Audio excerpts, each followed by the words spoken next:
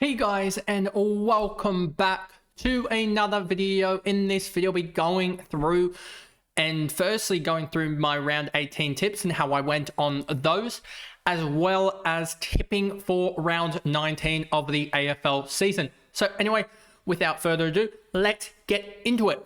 So in round 18, I ended up scoring a 5 out of 9. Wasn't actually the worst when you consider that there were quite a lot of upsets. A lot of upsets that occurred sort of with those teams in that 6 to 9 range, I would say. I think it was GWS, Gold Coast, and also Fremantle getting upset victories. If we look at this, it was, as you can see, the Bulldogs did lose, I believe. I'm right in saying that the Bulldogs lost to Adelaide. Expected, but it was tight. It was a good game. But then you had Freo winning. They would have been 9th. You had GWS winning. They would have been 8th. And then you had Gold Coast winning, who would have been, I believe I'm right in saying 7th. So you had 7th, 8th, 9th all win. And you also had the 6th place side, I believe, in Western Bulldogs lose. And then you would have had, I believe they would have been 5th, if not 4th, the Hawthorn Footy Club. So I think they were 5th. And they obviously dropped down a spot to 6th.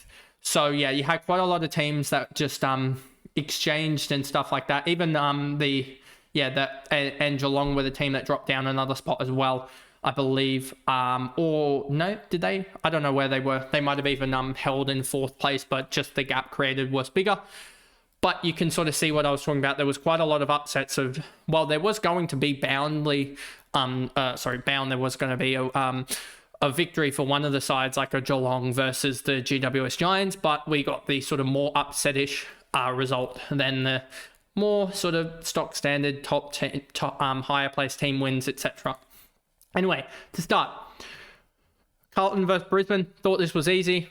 45 points I tipped. They won by 37. You take that any day of the week, you get 8 points off. Then you have Gold Coast against Collingwood. This was, I don't know what in the world I was watching for 3/4 of this game. The fact that Matty Rowell was 2-1-13 versus 0-9 Collingwood at one point. What was I watching? And then for Collingwood to hit the front, was it almost? Or did they get within like a point or something like that? I'm pretty sure they hit the front with a Tim Membry goal or something. And then they lose, etc. because of a Noah Anderson out of centre clearance goal. This was a mad game. I tipped Collingwood by 19 and was off by 25 points because Gold Coast got up by 6. Western Bulldogs against Adelaide. I tipped Adelaide by 14 and I was really, really happy with this tip. Considering all aspects of this game, for them to win by 11, I was pretty happy that I was under a goal, another tip there. Then Geelong, I had by 17. They got blown out. Absolutely blown out. I know it's only 26 points, but yeah, that was a game that they really should have done better in. And yeah, 26 points, 17 points I had by Geelong. That's 43 points off. A big, big no-no. And then Essendon decided not to turn up. Had some injuries as well. Nick Martin done for the year. Will Setterfield done for the year. Hobbs out injured. Let me just go through this. So Hobbs out injured. Sardis injured, I think, during the week. Nick Martin injured in game. Setterfield injured in game. Nate Caddy, I don't know whether they say managed, but he's, I think, picked up a slight groin niggle. So going to not play, obviously. And then Todd Goldstein off a 5-day break isn't going to play. So they had chaos. And apparently they've got 4 guys left on their list that aren't actually playing, that are fit. So just shows you how horrendous their injury run has been, especially soft tissue. Caddy, soft tissue. Setterfield was foot. Martin was knee. Sardis, soft tissue, believe. Ben Hobbs might have been soft tissue as well. So another 3 soft tissue injuries. Had them by 25 against Richmond. Thought that was a pretty reasonable tip. And they lost by 9. So I was 34 points off there. Then we get to Fremantle against Hawthorn. I tipped the sort of, a lot of the games I tipped the higher ranked side, obviously, because that's sort of common that the higher ranked side wins.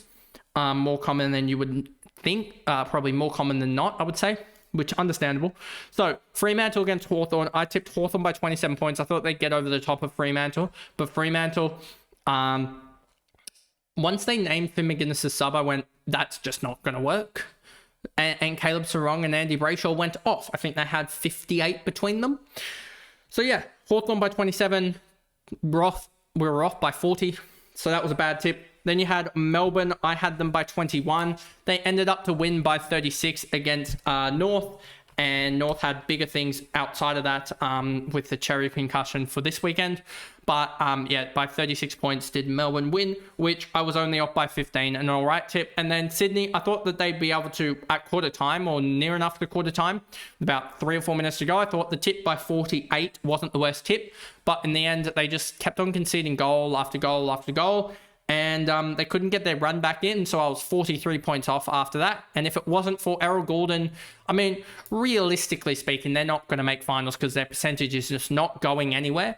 But if that Errol Goulden goal hadn't gone through and there'd been a draw, even a loss, season over, might as well just, scrap it. I mean, they're still technically fighting, but they're going to need a lot to go their way. They need 6 more wins, and they need some of these guys to forget how to play footy for a couple of weeks. But yeah, win against St Kilda. They need a mammoth win. They need a 100-point win basically this weekend to keep their finals chances alive. And then, so yeah, I was 43 points off there. And then Port Adelaide, I tipped them by 60, and they had a horrendous display. Horn Francis out for the season. Connor Rozee injured as well for the later games as well, which doesn't help them. So they won by 26, so I was 34 points off on that front. Now we move to the weekend's games, or well, I should say Thursday night tonight. Essendon against GWS. It's a matter of how many does GWS win by. Oh, they're going to put a number on here against I think not St Kilda, Essendon. I know Essendon have a lot of guys out, which is understandable, etc. But I genuinely think that they're going to win by, I think I'm going to put it at 70 points here by GWS, just because, like, you just look at this, the forward line that they've got has, for the likes of Essendon, basically averages about 4 goals a game between them all, I think. About that, give or take. You've got Wright and Gresham, who basically combine for about, what did we say in the Supercoach video? 400 goals between them in like 360 games. You've got 90 games for Archie Perkins for, if we look at it here, for 60 goals. So that's 460 goals from like 450 or so games, I think, or so. Maybe a little bit less. I don't know how many games has Peter Wright played. Peter Wright has played a combined 145 games, so it's about 460 goals from 400 games, give or take, which is not good. And then we get Archer May as well, who's probably got about 5 goals in 5 games. McMahon on debut. And then you've got Kako's probably, 15 goals or something, 16 games, and he's got 0.6 goals a game, 9 goals. So you got around about probably 430 games of experience, 420 games of experience for like 480 goals. If you look at that in per game territory, you're looking somewhere around about the, if we just quietly get rid of all these guys, 480 divided by 420 times by 6. If you think about it, they're about 6.8 goals per game in that whole front line, which is not the greatest, to be honest with you. So that's why I just think that GWS will smash them. They just don't have the firepower. GWS don't even have Jesse Hogan. He's being managed. They're even managing guys, so it could come closer just because of that. But I just have a feeling that Aaron Cadman, the tallest defender that they've got, I believe is Laverde again. It could be Ridley, but I believe it's Laverde. Could be wrong about that. Laverde's 193, Ridley's 195. So they've got 2 tallish guys there, but they're not even the greatest tools, to be honest with you. And GWS, if you look at it, have got Cadman, Riccardi, Stringer could do a number on them. Toby Green as well could do really well. And you just look at the guys in the midfield as well. I just don't see how Essendon, with a midfield of Dylan Shield, Durham and Merritt, come up against Callahan, Green and Cornelio and do well. I just don't see it. So yeah, I have a feeling that this will be a massive, massive victory for GWS. Then we get on to Brisbane against Western Bulldogs. This one's interesting. I could see a way in which Western Bulldogs win this game, but I just have a feeling that the Brisbane Lions win this one in a tight-ish contest at the Gabba. I have a feeling that they win it by 16 points. Even though like the Western Bulldogs have Darcy, etc., who's just an enigma. He's going to kick goals for fun, etc.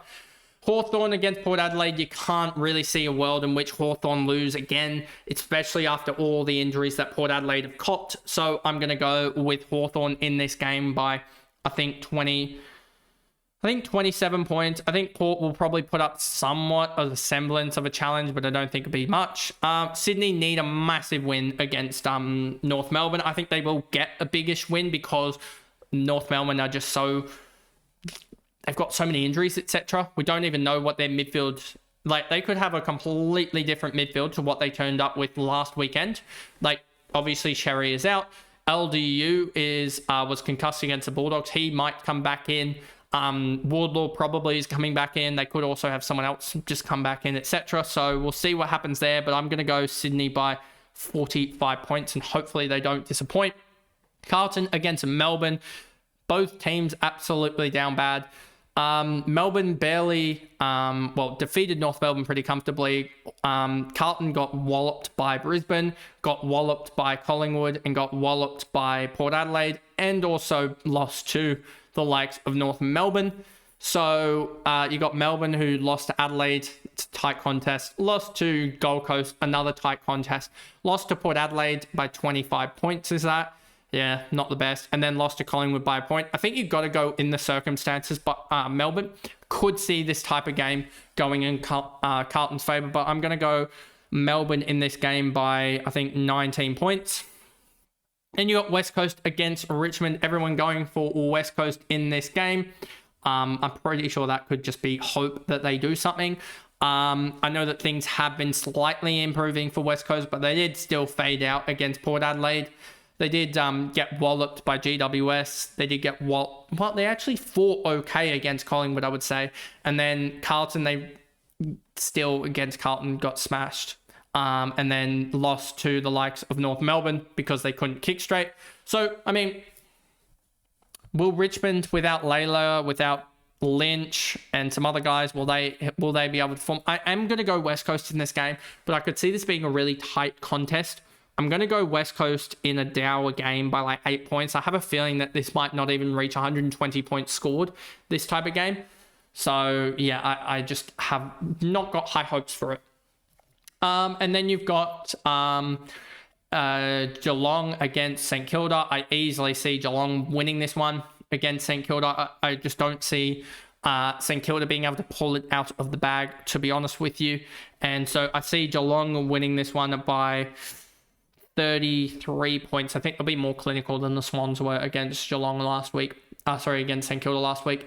Collingwood against Fremantle. I see Collingwood winning this one, and I see it pretty comfortably against Fremantle, even with all the outs against them.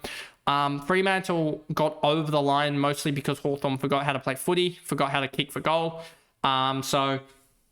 I just think Collingwood, you're not going to see a repeat performance of what Collingwood did on the weekend, and I think you're more likely to almost see Fremantle forget how to kick at goal. So I'm going to go Collingwood to respond with a 22-point victory against Fremantle. And then you got Adelaide against Gold Coast. I'm going to pick Adelaide the favourite again, and I'm going to pick them by, I think, 19 points against Gold Coast, who are performing really, really well. They beat Collingwood, but Adelaide are just a different gravy with the way in which they can transfer the ball and really just get it to their tools, which has just been huge. I just want to show you what this will look like on the ladder. I think you'll find not many teams actually move, to be honest with you, just looking at it. But if we just go back here, get rid of that, and go, we said GWS by 70 doesn't even register on this, does it? No, we can do that. Then we would have said Brisbane by 16.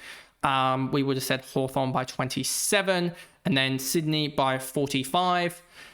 Then you would have had Melbourne by 19, if my memory serves me correct. You would have had West Coast by 8. Then you would have had Geelong by 33 and Collingwood by 22.